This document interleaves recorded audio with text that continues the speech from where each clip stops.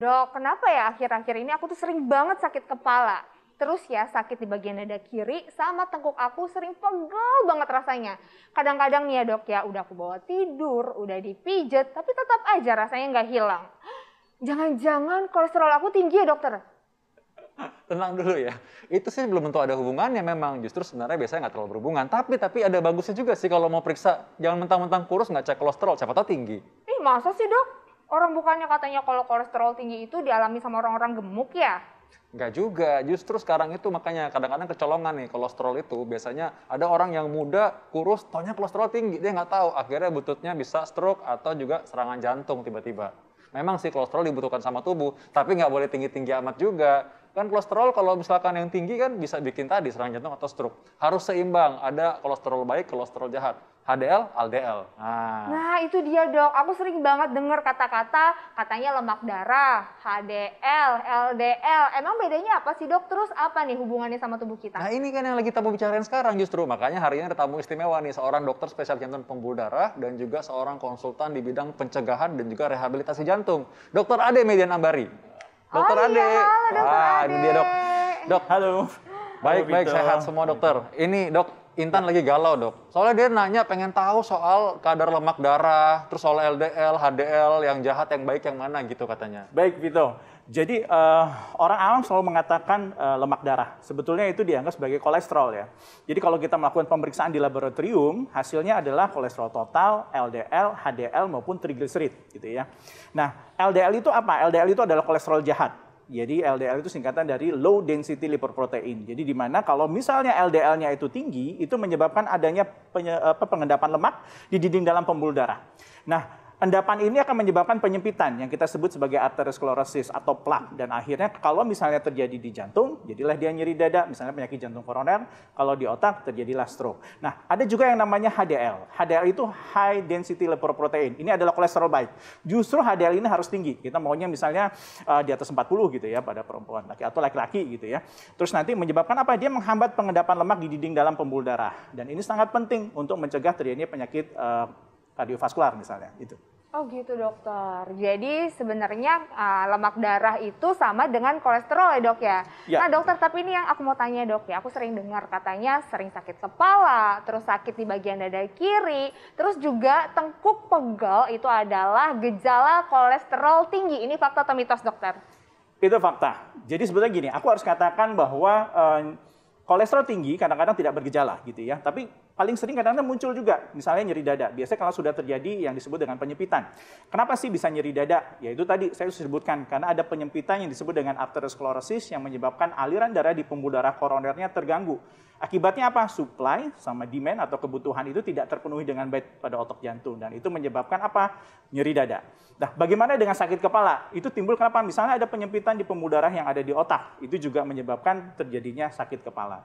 Nah, untuk yang tekuk yang pegal, itu tidak selalu akibat kolesterol misalnya. Tapi bisa hal lain. Tapi itu juga menjadi penting. Kenapa? Kalau misalnya nanti ada tekuk pegal, kita curiga mungkin ini bisa juga ada penyempitan ya pembuluh darah yang ada di leher. Itu juga bisa gitu. Jadi sehingga menyebabkan orang itu mau pergi untuk melakukan pemeriksaan, terutama pemeriksaan kolesterolnya nanti.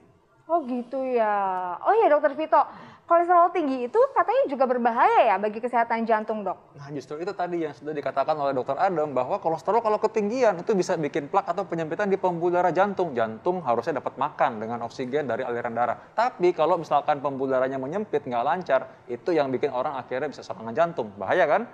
Lalu orang jadi stroke misalkan kalau di otak. Nah itu juga bahaya. Jadi karena itu penting untuk menjaga kolesterol tetap stabil. Ih, serem juga berarti ya dokter ya. Tapi nih dok katanya ya, kolesterol tinggi itu bisa dikendalikan dengan konsumsi suplemen. Betul nggak nih dokter Ade, fakta atau mitos dok? Baik, aku katakan itu fakta gitu ya. Tapi yang paling penting apa? Yang paling penting adalah kita merubah yang namanya lifestyle, ya gaya hidup. Itu berkaitan dengan misalnya pola makan, kemudian olahraga gitu. Karena kita tahu dengan kita mengurangi gorengan, mengurangi misalnya daging merah itu menurunkan kolesterol. Kita juga tahu bahwa kalau olahraga itu menurunkan nanti trigliserid juga meningkatkan HDL. Bagaimana dengan suplemen? Kita tahu bahwa suplemen itu juga sangat bermanfaat dalam rangka apa? Dalam rangka misalnya nanti meningkatkan HDL atau menurunkan trigliserid misalnya pada omega 3. Oke, kan ada omega 3, ada juga omega 6, dan ada juga omega 9 tuh dokter Vito. Itu katanya bagus ya dokter Vito untuk kesehatan tubuh, khususnya untuk kolesterol dok. Nah iya, bagusnya karena apa? Omega 3, omega 6, omega 9 ini berfungsi untuk bisa membantu menaikkan kolesterol yang baik dan justru menurunkan kolesterol yang jahat. Dan dia juga punya efek antioksidan, makanya bagus banget untuk menjaga kesehatan jantung dan juga pembuluh darah. Oke, jadi memang ini semuanya harus kita dapatkan karena bagus untuk kesehatan tubuh ya dokter Vito ya. Yes. Nah dokter Ade, mungkin ada tambahan dokter untuk masyarakat supaya lebih tahu lagi soal omega 3, omega 6, dan omega 9 ini dokter. Dan bisa didapatkan dari mana aja nih dok biasanya? Baik, dari guideline kita lihat ada panduan yang dikeluarkan oleh American Heart Association, yaitu organisasi jantung yang ada di Amerika sana. Dia mengatakan bahwa suplemen omega 3, baik omega 3, 6, dan 9 itu sangat bermanfaat. Dalam rangka apa? Dalam rangka menurunkan kolesterol yang ada di tubuh kita. Kenapa bisa terjadi? Ya itu tadi, omega 3 itu bisa menurunkan triglycerid, menaikkan HDL, terus kemudian yang paling penting, ini juga bermanfaat, sangat bermanfaat pada mereka-mereka dengan punya faktor risiko tinggi, terutama untuk penyakit kardiovaskular. Dan omega 3 ini bisa didapatkan dari makanan gitu ya, atau dari suplemen. Wah, artinya yang aku lakukan selama ini udah bener dong. Aku selalu rutin konsumsi food supplement untuk membantu mengurangi lemak darah aku. Ini nih pemirsa, aku konsumsi Omepros. Omepros adalah food supplement yang bermanfaat untuk membantu mengurangi lemak darah. Omepros ini bersumber dari minyak ikan salmon dan minyak nabati, seperti flaxseed oil, safflower oil, canola oil, olive oil, dan blackcurrant seeds oil yang kaya akan omega 3, 6, dan 9. Perpaduan asam lemak esensial yang terkandung dalam omega 3, 6, dan 9 plus DHA dan EPA yang terdapat di dalam setiap kapsul Omepros ini dapat membantu mengurangi lemak darah. Dan untuk bisa membantu mengurangi lemak darah secara optimal atau kolesterol tadi itu yang disinggung-singgung, maka kita perlu tahu dong aturan minumnya gimana. Benar banget dokter Vito. Jadi ini kan ada dua varian ya, ada Omepros soft kapsul yang kapsulnya lebih besar yang diimpor dari USA. Ada juga nih Omepros mini caps yang kapsulnya kecil yang sudah diproduksi di Indonesia dan sudah bersertifikasi halal dari MUI. Nah, untuk aturan minumnya, Omepros yang kapsulnya besar ini dikonsumsi 1-3 sop kapsul setiap harinya. Sedangkan untuk Omepros mini caps yang kapsulnya kecil, sekali minum dapat 2 kapsul, diminum 1-3 kali dalam sehari. Ini cocok banget bagi orang-orang yang susah menelan kapsul besar, Dokter Vito. Nah, bagus banget, ternyata gitu ya. Nah, justru ini pemirsa perlu tahu dong, bisa didapatkan di mana kalau gitu? Ya, jadi Omepros dan Omepros Mini Caps bisa dibeli di apotik, toko obat, di minimarket, di supermarket, atau beli di online shop seperti Shopee dan juga Tokopedia.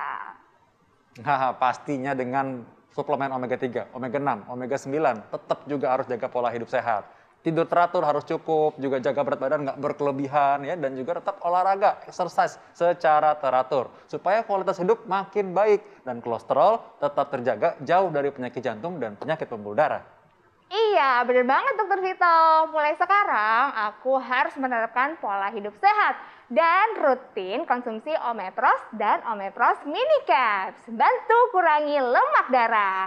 Pemirsa jangan kemana-mana, kami akan kembali setelah yang satu ini tetap di Hidup Sehat. Sehat.